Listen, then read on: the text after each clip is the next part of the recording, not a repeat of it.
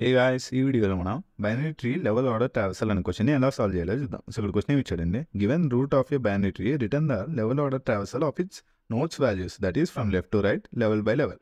So ఇక్కడ question ఇచ్చాడు, మనకి బైనరీ ట్రీ ఇచ్చాడు, రిటర్న్ లెవెల్ ఆర్డర్ ట్రావర్సల్ చేసి ఆ వాల్యూస్ని రిటర్న్ చేయాలి మనం left to right level by level. So దీన్ని ఎగ్జాంపుల్ చూసుకుని అర్థం చేద్దాం. మనకి బైనరీ ట్రీ ఏమి ఇచ్చాడు, రూట్ వాల్యూ ఏమో 3, దాని చిల్డ్రన్ 9, 20, 9కి చిల్డ్రన్ లేవు, 20కి 15, 7.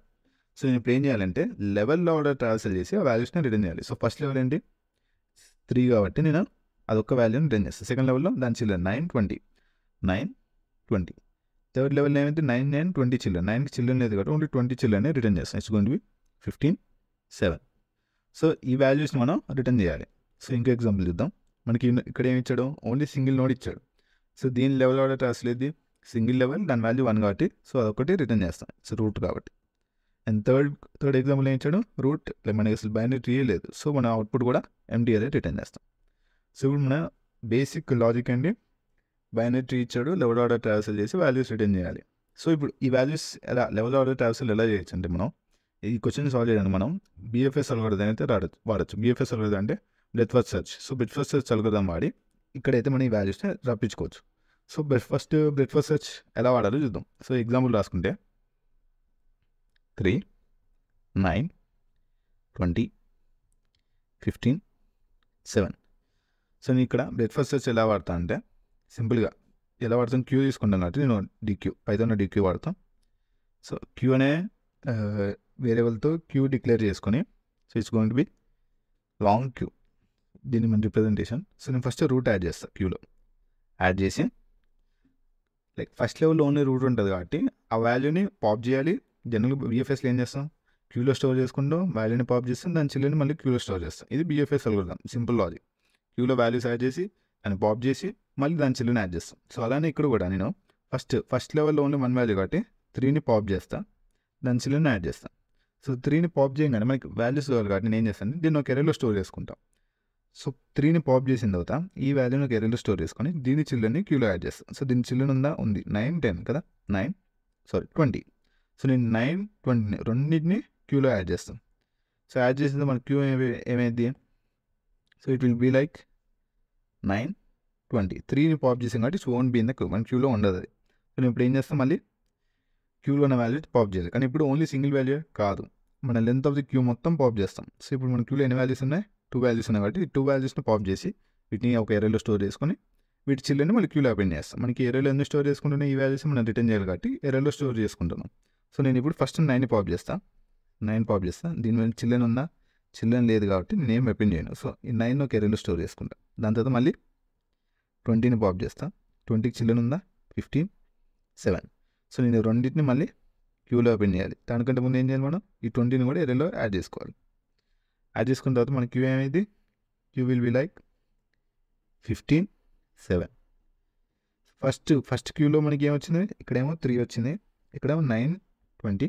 మళ్ళీ ఇప్పుడు ఏం చేయాలి, క్యూలో ఉన్న అన్ని ఎలిమెంట్స్ పాప్ చేయాలి, వాటి చిల్డ్రన్ని యాడ్ చేయాలి. సో నేను అన్ని ఎలిమెంట్స్ పాప్ చేస్తున్నా. ఫస్ట్ 15 పాప్ చేస్తే 15కి చిల్డ్రన్ ఉందా, లేదు. సో దీన్ని ఒక ఎరేలో స్టోర్ చేసుకుంటున్నా. అలానే మళ్ళీ 7ని పాప్ చేస్తున్నా, 7కి చిల్డ్రన్ ఉందా, లేదు. సో 7 కూడా ఎరేలో స్టోర్ చేసుకుంటాం. సో ఇప్పుడైతే దీన్ని కోడ్ చూద్దాం. సో ఇప్పుడైతే దీన్ని ఎలా కోడ్ చేయాలో చూద్దాం. సో మన బేసిక్ లాజిక్ ఏంటి, క్యూ డిక్లేర్ చేసుకోవాలి, క్యూలో నోట్స్ యాడ్ చేయాలి, మళ్ళీ పాప్ చేసి ఆ వాల్యూస్ స్టోర్ చేసుకుని వాటి చిల్డ్రన్ని మళ్ళీ యాడ్ చేయాలి క్యూలో. సో ఇది మన బేసిక్ లాజిక్. సో మనం ఇప్పుడు ఆ లాజిక్ చేసే ముందు మనకు చిన్న టెస్ట్ కేసు ఉంది, లైక్ రూట్లో అసలు నోట్స్ లేకపోతే ఏం చేయాలి, ఎంటీ అరే డిక్లేర్ చేయాలి కాబట్టి సో ఆ కేసు రాసుకుందాం. If not root return empty array return చేస్తాం. దాంతో మనం ఏం చేస్తాం, ఇప్పుడు బీఎఫ్ఎస్ అల్గోరిథం పర్ఫామ్ చేస్తాం. బీఎఫ్ఎస్ పర్ఫామ్ చేయడానికి మనం క్యూ డిక్లేర్ చేసుకోవాలి కాబట్టి క్యూ వేరియబుల్లో డిక్యూ వాడి క్యూ డిక్లేర్ చేసుకున్నాం. ఇనిషియల్గా క్యూలో ఏం వాల్యూ ఉండదు, ఓన్లీ రూట్ వాల్యూ ఒకటి ఉంటుంది. So q dot append root. So నేను మన ఫైనల్ రిజల్ట్ ప్రతి లెవెల్లో వాల్యూ స్టోర్ చేసుకోవడానికి అరే డిక్లేర్ చేసుకున్నాను. So levels equal to empty అరే. సో దీనిని వైల్ క్యూలో వాల్యూస్ ఉన్నంత వరకు పాప్ చేయడం, వాల్యూ స్టోర్ చేయడం, వాటి చిల్డ్రన్ని యాడ్ చేయడం. సో నేను ఇలా క్యూలో వాల్యూస్ ఉన్నంత వరకు పాప్ చేయాలి. సో నేను ఏం చేస్తాను అంటే, ఎన్ని వాల్యూస్ పాప్ చేయాలో తెలియదు కాబట్టి ఇనిషియల్గా క్యూ లెంత్ ఎంతో దానిలో ఉన్న వాల్యూస్ అన్ని పాప్ చేస్తాం. So n equal to length of the q. Pop చేసిన వాల్యూ స్టోర్ చేసుకోవడానికి వేరే ఒక ఎరే డిక్లేర్ చేసుకోండి, ఇట్ విల్ బి రెస్.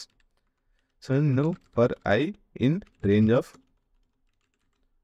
n ఈ రేంజ్లో ఉన్న వాల్యూస్ అన్ని పాప్ చేసి వీటి చిల్డ్రన్ని క్యూలో అపెండ్ చేస్తా. So node equal to queue dot pop left, pop చేసిన నోడ్ని ఈ వాల్యూని స్టోర్ చేసుకోవాలి. So rest dot append node dot value store చేసుకొని దీనికి కానీ చిల్డ్రన్ ఉంటే క్యూకి అపెండ్ చేయాలి. So if node dot left children ఉంటే queue dot append node dot left. అలానే if node dot right children ఉంటే queue dot append node dot right.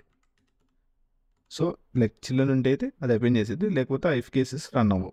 So ఈ లూప్ అంతా ఏంటంటే ఆ లెవెల్లో ఉన్న వాల్యూస్ అన్ని పాప్ చేసాం, వాటి వాల్యూస్ని రిజల్ట్ అనే వేరియబుల్ రెస్ అనే ఏరియాలో స్టోర్ చేసుకున్నాం, చిల్డ్రన్ని అపెండ్ చేసాం. So levels dot append res.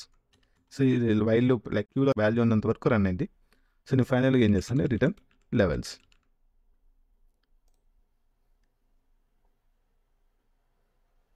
So ఇక్కడ మనం చూస్తే ఓపెన్ టెస్ట్ కేసెస్ అయితే పాస్ అయ్యాయి, సబ్మిట్ చేద్దాం. సో ఈ రకంగా అయితే ఈ క్వశ్చన్ని సాల్వ్ చేయొచ్చు. Thanks for watching.